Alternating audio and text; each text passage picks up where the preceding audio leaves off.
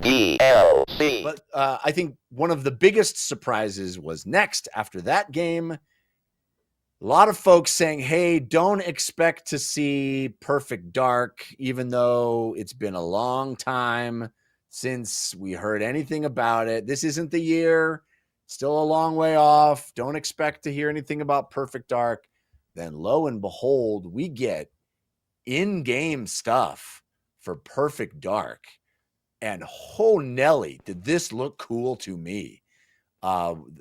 Perfect Dark was announced however many years ago now, and then went radio silent, and we weren't sure. We heard troubled, starting over from scratch in the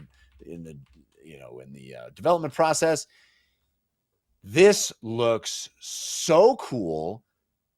First person, as you would expect from a Perfect Dark game.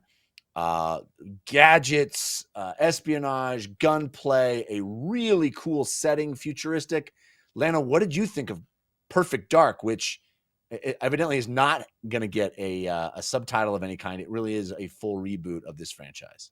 I thought it looked awesome. I've not Perfect Dark, talked about it many times on the show.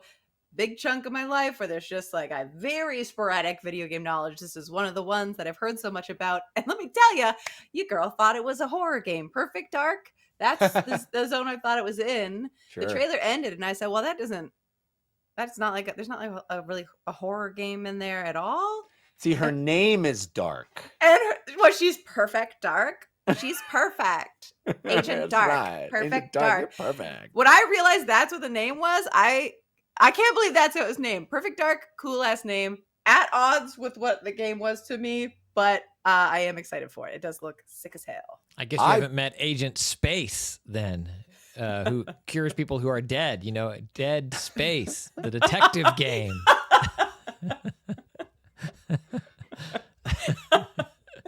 Oh, we have another dead body. We better call Agent Space to come investigate. Dun, dun, dun. There's that game about Mr. Left who owns the morgue. He's the Left for Dead. See, his name is Duke Nukem.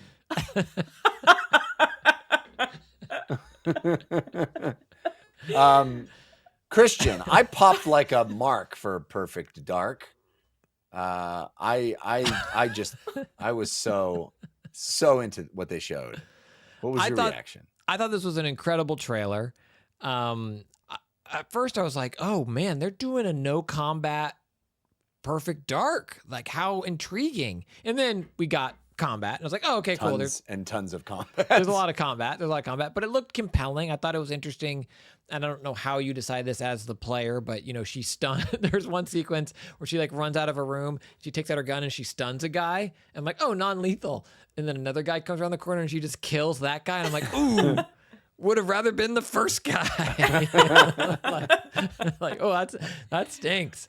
But I thought the non-combat stuff looked really interesting. If they can pull that off in a way that is fun to do.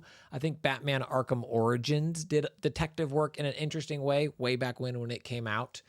And if this is more than a mini game, Metroid Prime, Metroid Prime does some cool investigations.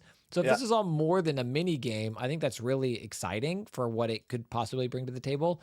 And then, Jeff, I was screaming, in your general towards Denver when they were showing all the Mirror's Edge aspect of Perfect Dark. Yeah. Like, that has not traditionally part of Agent Dark's repertoire, and it looked cool, compelling. And I think if all of these different sides of this game can come together, I think it could be really special. The thing that bummed me out is still at the end of it, there wasn't even a year.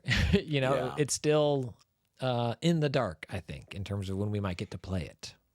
You can get the full audio version of this show by subscribing to the RSS feed, which you can find at dlcpod.com.